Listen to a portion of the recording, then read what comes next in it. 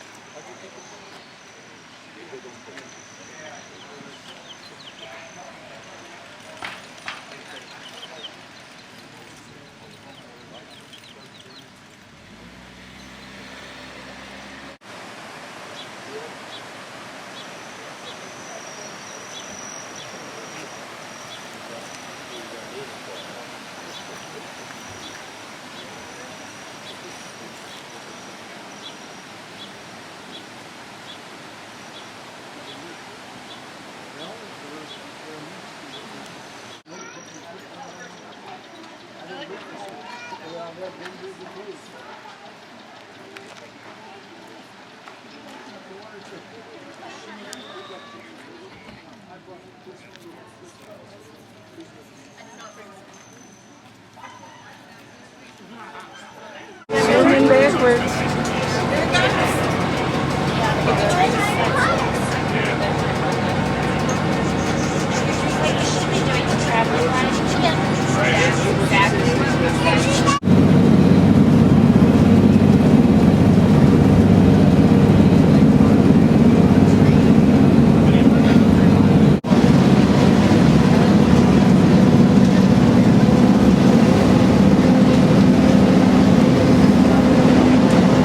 There's 3 seats on one side of the train, 2 seats on the other. If you're still confused, there's not a lot we can do for you. Now we are passing through Engelman Canyon. This is where we will spend the first 3 miles of our trip. Engelman Canyon, named for the British botanist George Engelman, who first explored the area. George Engelman actually has a tree named after him. We call it the Engelman spruce. It looks like a blue spruce, only it's green. It has a nice, smooth, slim, gray trunk, and it has lighter green tips on the ends of its branches in the early seasons while it's still experiencing new growth. That's the Engelman spruce. Now there are over 30 varieties of coniferous. Smaller single units. This is the work train. Now you might not have noticed them, but there were men standing on either side of the track lower down in the canyon. The section crew maintains the rail. And there are 4 of these switching stations during our trip to the top today. Right over here in this small white stone building, you can just barely see it through the mist. That small stone building is Ruxton Park, Colorado's power plant. It's a hydroelectric plant owned by the city of Colorado Springs. Exactly subtle. Now over here on the 2-seat side, we are passing a clearing between the ponderosa pine trees at the far side of the clearing and the ones passing closer to us. It's age. And if you were to go up to a red-barked ponderosa and smell it,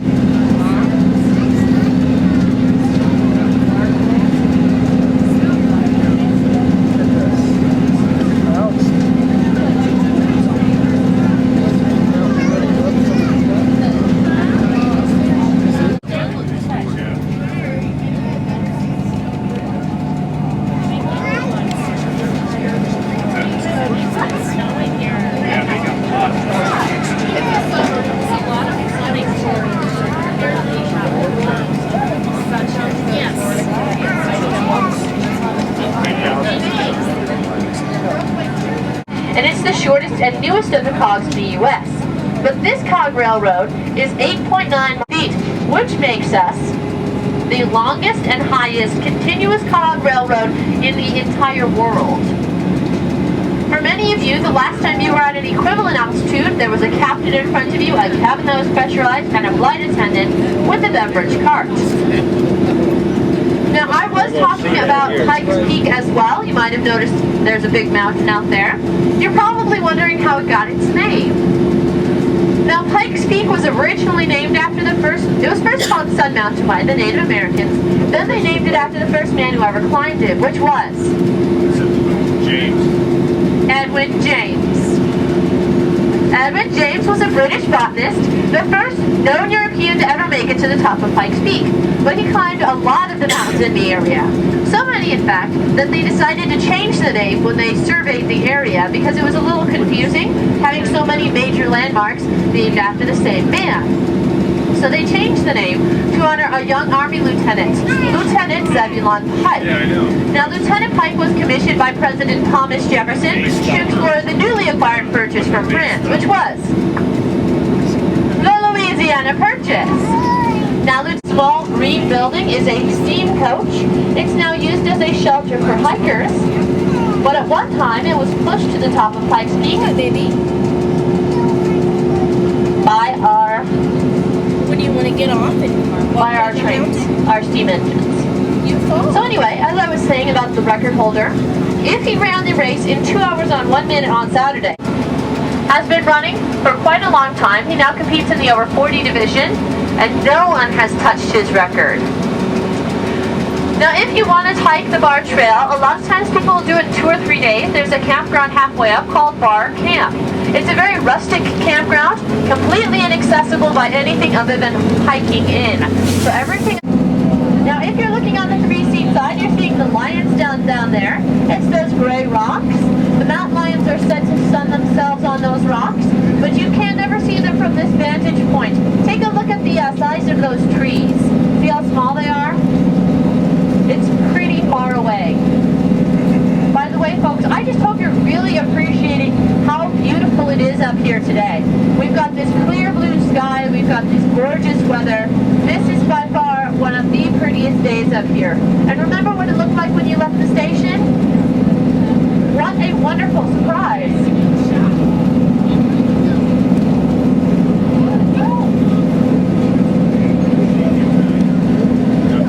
Quite inspired by the view. So much so she would compose a poem that's later set to music. And it's a poem I think you'll recognize.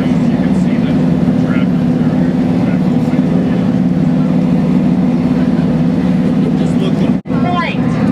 It is this vantage point that actually inspired Catherine to compose the poem, later came to be known as America the Beautiful. Do you recognize it? Oh, beautiful for spacious skies or amber waves of grain. That poem was written from this spot. Now, folks, this is actually pretty unusual to see a view like this.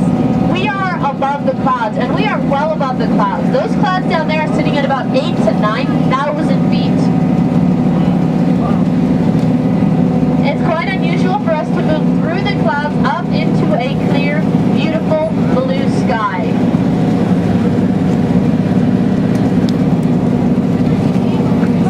Now, if you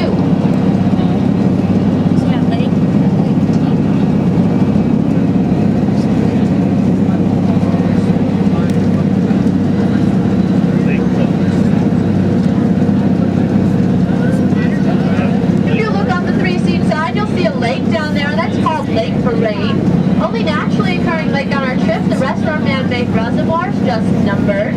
Lake Moraine is a part of the Colorado water supply. Now this is a mountain that is 12,400 feet in altitude. I wanted you to notice it because I want you to look at tree line. You can see there's a lot of variety to tree line. It varies in altitude quite a bit. In Colorado, it happens at the average elevation of 11,500 feet, but tree line is affected by varying conditions, moisture, soil. It's going to be about 4 times older just because of how cold and how long and harsh the winters are.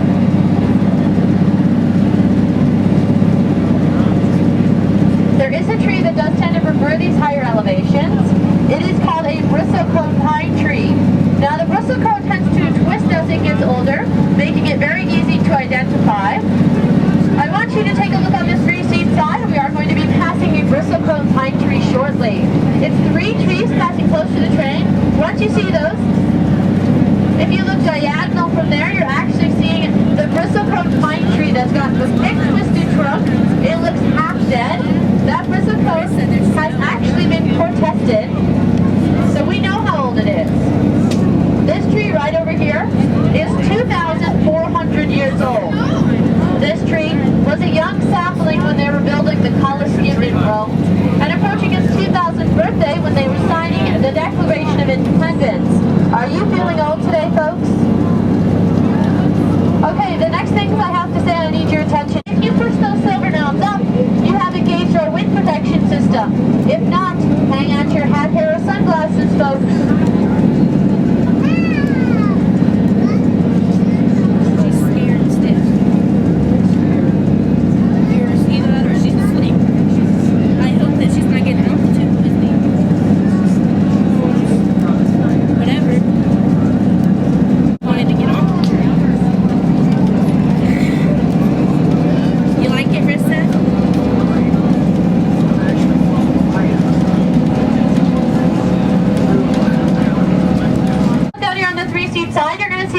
one of my favorite views right over here. This is what we like to call Julie Andrews Hill.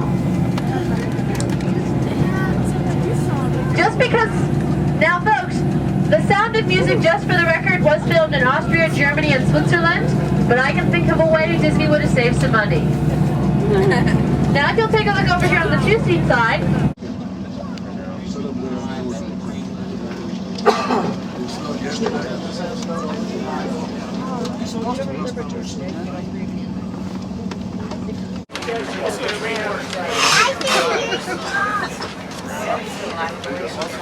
This is definitely the way to do it. I'm not scared at all. That's good. See that hole in the tip?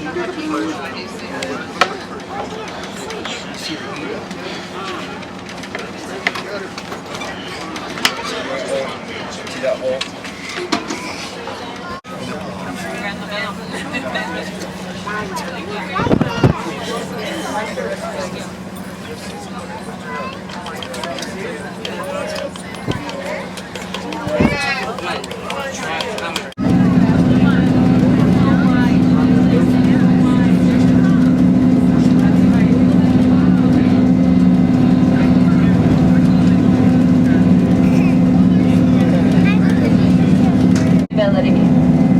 Or how about that disposable camera you bought down at the depot? If the answer to either of those questions is not very, we have a depot. If you just can't seem to get the marmot to stand still long enough to pose for your photo, those are all included in our book. Now it's not just pictures of things that you might not have gotten a shot of today. It includes pictures of things you can't get a shot of, like the halfway house while it was still standing, our steam engines when we used to run those, a lot of neat. Yeah. So we're going to talk about some pretty neat stuff, like the halfway house while it was still standing. It tells a lot more of that story. The train with them. We only accept cash or check though, because there's nowhere to plug in the credit card machine. We also have DVDs. The first DVD, the first in the vehicle is to drive up.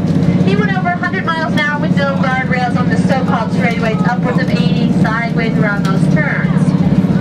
Now they will race anything with wheels in that race. Motorcycles with sidecars, even semis without the truck beds. Now if I can get your attention really fast, folks. Go with this. So I think, I don't know, $15, 14. Because it was 18 to buy. Yeah, we'll get one. Yeah.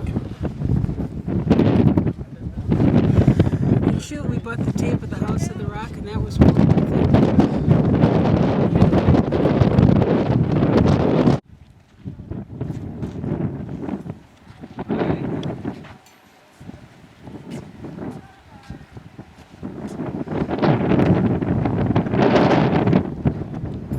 I used to see it as an American monument. Yeah. I don't.